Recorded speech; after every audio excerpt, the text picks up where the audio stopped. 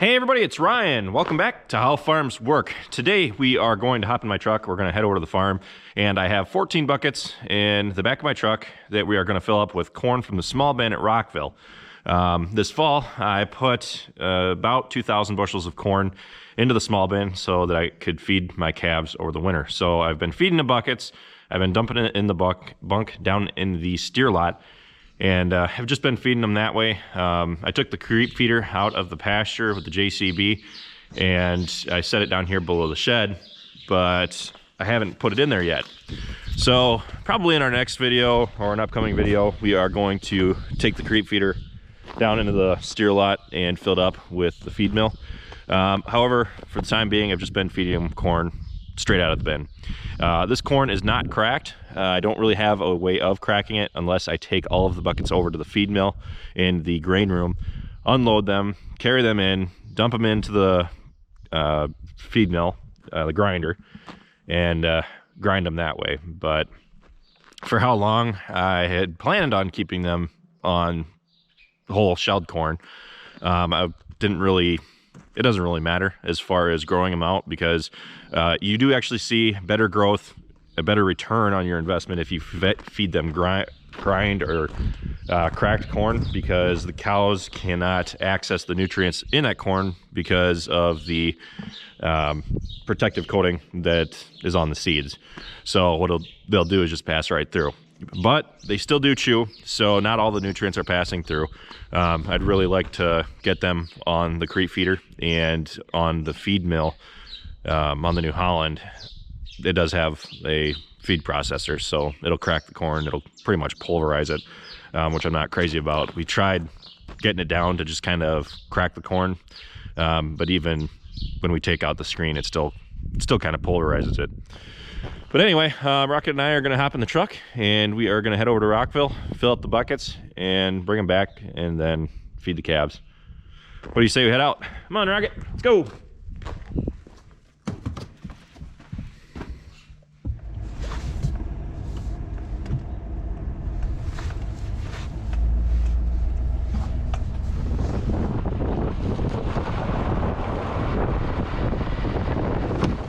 All right, boss.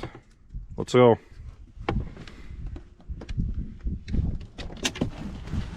Travis is here. Let's go try and find him.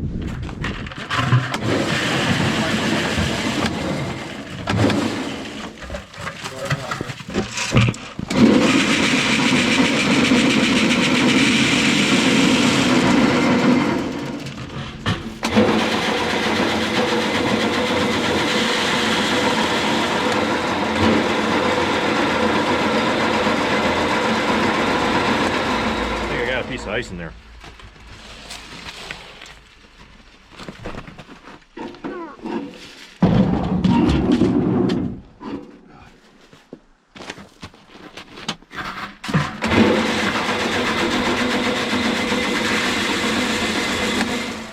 Yep. Oh, snow. Yeah, the snow must have blew in.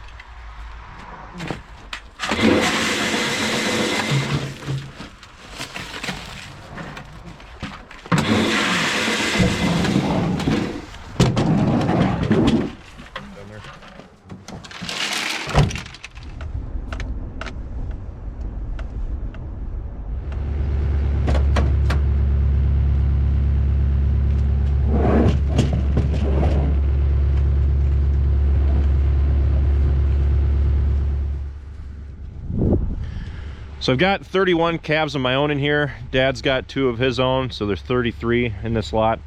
And they don't look like they're hurting at all. They got plenty of bedding and plenty of hay over there. We're probably gonna have to put bales in for my cows. Now, they did actually manage to eat all of the corn that I fed them yesterday, but I did not feed them the full 14 buckets yesterday. I had scaled them back a little bit because there's a lot of corn left over. But I do have them up on full feed. I imagine after giving them this that there'll still be some corn left in here tomorrow. But now that I'm going to be putting the creep feeder out there soon, I'm going to kind of feed everything that I can just to make sure that they're good. They're not going to overeat on corn at all, because that can be a major issue too. If they end up overeating, they can bloat and kill themselves, which we've seen happen before. a long time ago when we put one of the creep feeders in out here. We did have some bloating issues, but it's just one of those things. You got to slowly work them up to corn and make sure they don't overeat, and not get them on it too soon. You just have to take your time with it and not be in a rush. So I'm gonna start throwing corn.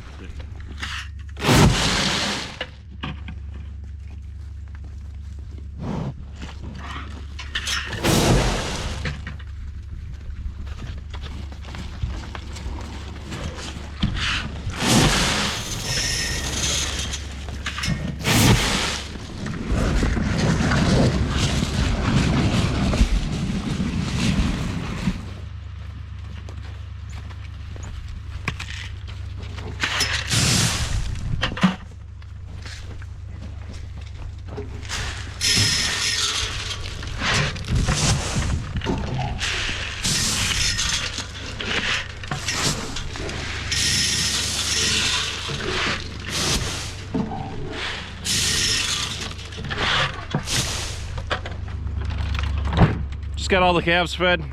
Now we're gonna head back over to Rockville and see what Dad's up to. Hey, Roxy. Hey, baby. She's like, USOB, give me some corn. Hey, honey. Roxy. Roxy. She's actually one of my oldest cows. I got her back in 2012. But she's a good cow. She's a good mom. Don't take it personally, girls. She's just the oldest. Right. Woo! It's actually pretty slick with all this snow and ice. I did bring the bobcat down and move all this out. There's still a lot of dirt. It's kind of left sitting there from where they had dug up the water lines, even up there. I tried to smooth it out as best I could, but at this point it's frozen so hard that you couldn't get all of it to get it nice and smooth. But next spring I'll come through and get all this leveled back off again. I almost slid my truck into the grain bin here. Front tire was right there, the back tire was over there. It was so close to the bin that I couldn't have gotten out, but I backed it up down as far as I could and miraculously got out. I started parking my truck up there for a couple days and started walking the buckets down because I didn't want to get stuck again. But we got a bunch of snow. I brought the bobcat out and pushed it around again and haven't had any issues. Of course, maybe I spoke too soon. I should have waited until I got out of here. Let's just put this in four-wheel drive. Not a problem. Now that we got the calves fed, we're gonna head back over to Rockville and we are gonna be going to Dubuque. We are gonna be visiting a few places to stop and look for places where I can purchase tracks from. So I've already gotten one priced out for these tracks that are on the JCB currently. The first place that I priced them from, they were like $3,400, which is pretty expensive. So we're gonna head around and try to price out some tracks at a couple different places, see what other designs there are. I don't know of all the designs, but I know that there are some paddles and or designs with what are like paddles on them, and ask some people probably down at Raiders and get their opinion on which tracks are best, whether they're these ones or another one. So what do you say we head back over to Rockville and head down to Dubuque?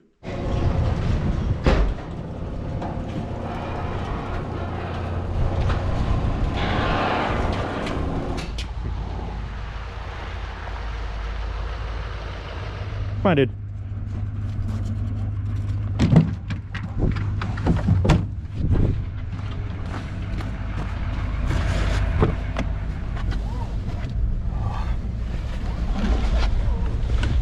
So this is Dad's new truck.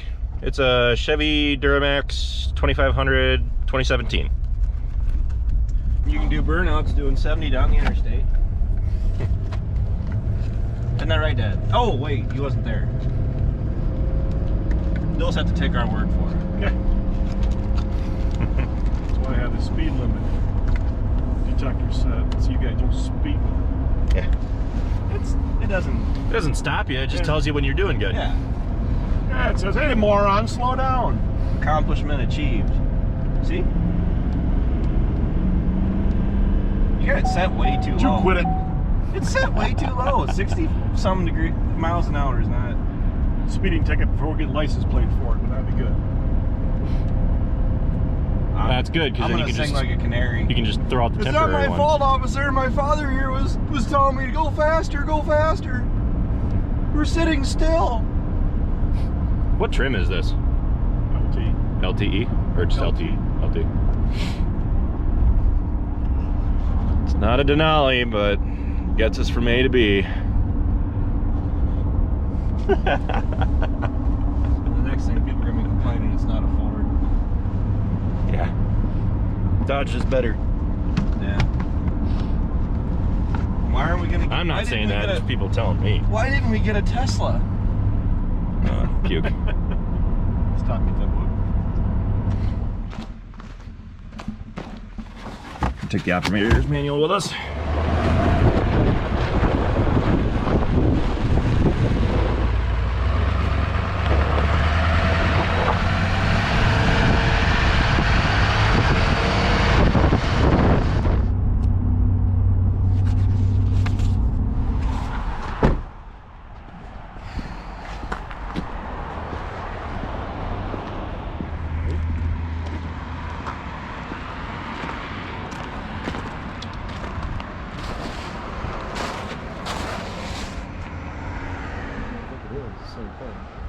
It's just worn down, or not worn down yet.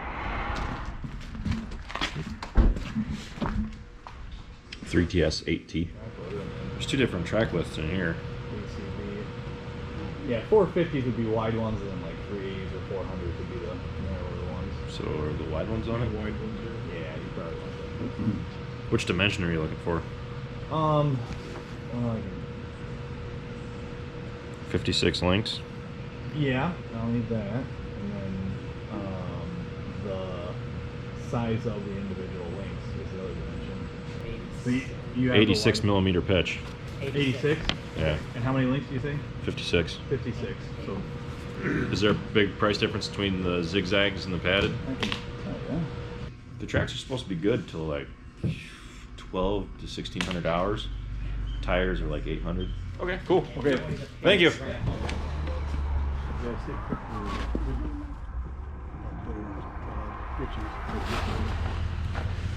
Yeah, so these are the Camso, and there is a tread there left on the back end of it.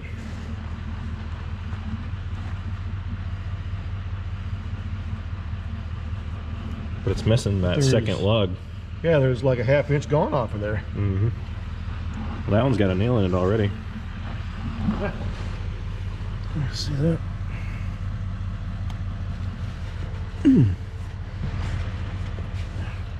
That's what tracks are nice for. Yes, sir.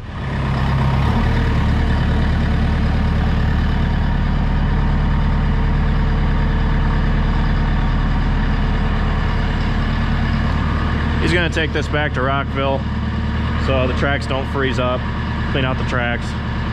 They fed bales down here yesterday.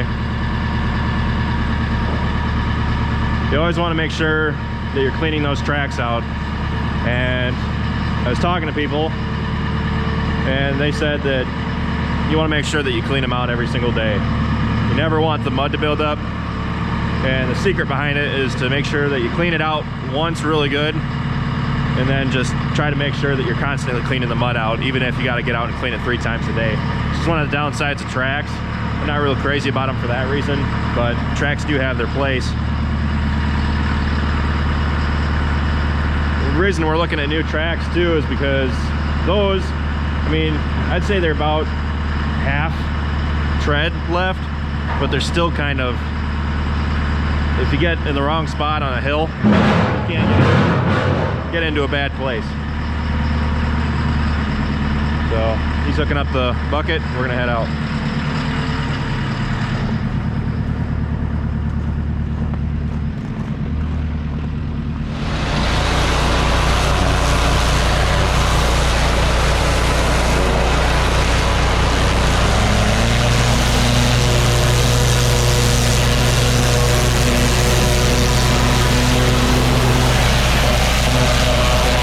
After stopping down at Raiders, we decided that we would swing into Tandem to get some prices from there, because I didn't even know that Tandem sells tracks. But we swung in to ask them if they did, and they said that they do.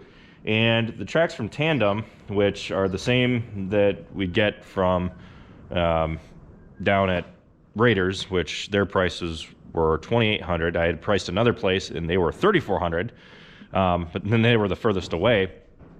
And Tandem's price for a set of these Camso tracks were like $2,400. So I was looking at different styles.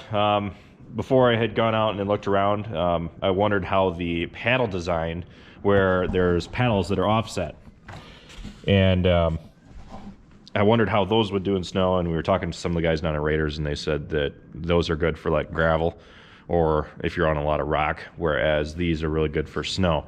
So these tracks are worn down a bit. They are missing, I mean, quite a bit of tread, but this machine is also upwards, it's got 800 hours on it, so it's the same on the tracks. And I think they're holding up fairly well for how many hours they've got on them. However, I was just interested in getting a little bit more traction on the snow, because I wasn't too crazy about the amount of traction that I've got. I have gotten into a sticky situation once or twice in this snow already, where I just lose traction and it's just all downhill from there, literally. And I figured that maybe if I got a separate set of tracks, we could do something to these tracks, like stud them or something like that, but that would involve changing them out every spring and fall. But for now, after going around and pricing them out, I might go out once, and if this thing does stay for sure. Again, it's still kind of up in the air until I am for sure. I'm not going to really give you guys a verdict on it, because it could go either way. But I figured, since I'm considering buying it, that's something that I need to look at and I need to be aware of, is the price of tracks. And they are rather expensive. However, they're supposed to be good for flotation, which with a machine this heavy, I think that tracks are a good fit for this unit. This is like over 13,000 pounds, whereas our Bobcat is like 8,500. So it's got significantly more weight there.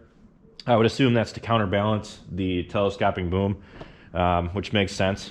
It's just that I really don't know how this machine would perform with tires on it in the mud, because I don't know if it would sink down with fewer points of contact, and then that flotation would be desirable. So I'm not really complaining about the tracks at all. I think that for this unit, they're still a good match and whatnot. With the weather and how things have been, probably the biggest thing is just making sure that the tracks stay clean. I've been keeping them clean for a while now. I've been doing everything I can to make sure that they're free of debris, so they don't freeze up, and it's been working pretty good. Pretty much all I do is, after every use, I walk over to take it over to the hydrant, fill up a couple buckets, and throw it on there. That seems to get most of the dirt and all that heavier manure out of there. But with even just like 5 minutes of using this thing, it's pretty easy to spend 1 minute cleaning for every 1 minute of operation, depending on what kind of what you're doing with it. If you go down to the barnyard and you turn a little bit too sharp, it's pretty easy to get a lot of mud up in there, and then you spend just as much time cleaning the tracks out as you were feeding bales, and you want to make sure that you're doing it every day, and which is something I've been doing. So I haven't had any problems with it since I've been keeping it clean. But if I end up keeping this thing, I will definitely be looking at just buying a set of tracks just to keep around for when the time comes to change them off. I think that they should be good for at least another 400 hours. But it would be nice to have a little bit extra traction just in case I need it. And that's kind of what I was thinking of, maybe studding them. But until things are for sure with this, I'm not going to do anything for the time being, but I'll keep you guys updated on what the verdict is with the JCB as I find out. So that's pretty much it for this video. Be sure to stay tuned. I'm going to be grinding feed for the calves down in the steer lot here fairly soon, and mixing up a load to put it in the creep feeder to try to get them up to weight and keep their growth going. So anyway, thanks for watching this video, guys. Be sure to check out all of our other videos. Be sure to like, comment, and subscribe. And be sure to check us out on Facebook, Instagram, Twitter, and Snapchat. All How Farms Work. And with that, I'll see you next time.